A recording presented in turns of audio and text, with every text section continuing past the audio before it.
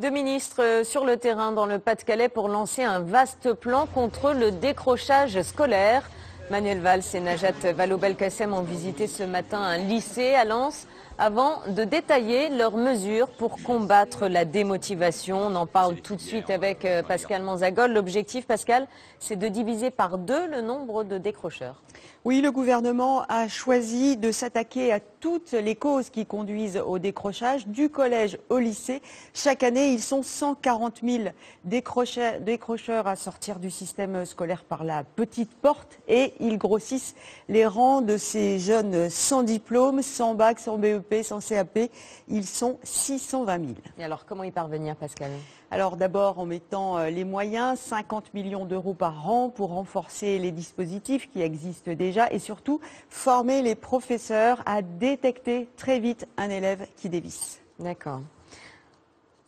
Excusez-moi, après vous alliez me parler des parents. Il faut impliquer les parents, voilà, ça c'est le deuxième aspect de la démarche. Ils vont disposer d'un numéro de téléphone unique, il est ouvert dès ce mois-ci pour eux et leurs enfants. Ils auront aussi la parole pour le redoublement qui devient exceptionnel.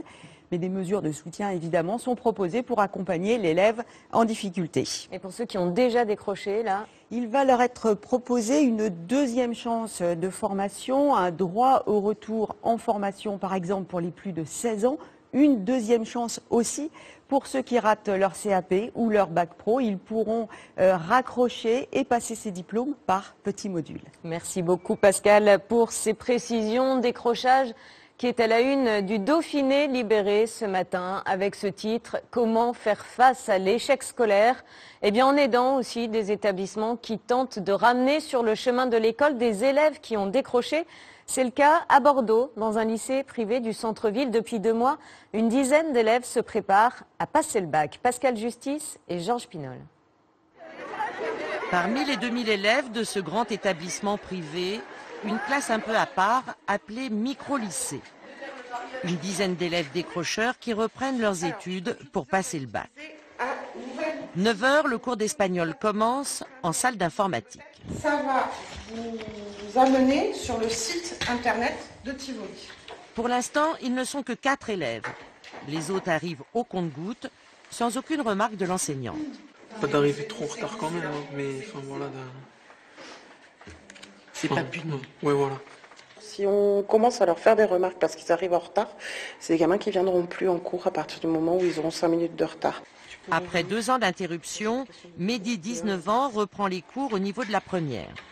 Il peut travailler à son rythme grâce à l'aide personnalisée des professeurs. Cindy, elle, a 22 ans et reprend ses études à la suite d'une erreur d'orientation. Moi, j'avais fait dans la santé. J'ai un diplôme d'aide-soignant. Et du coup, ça me plaisait plus et j'avais envie de reprendre les cours. Objectif, passer le bac dans les 2 ans, puis s'inscrire en fac de droit. Changer ton mot de passe. L'essentiel des cours se fait en petits comités, premières et terminales mélangées. Être un autre thème de cette idéologie.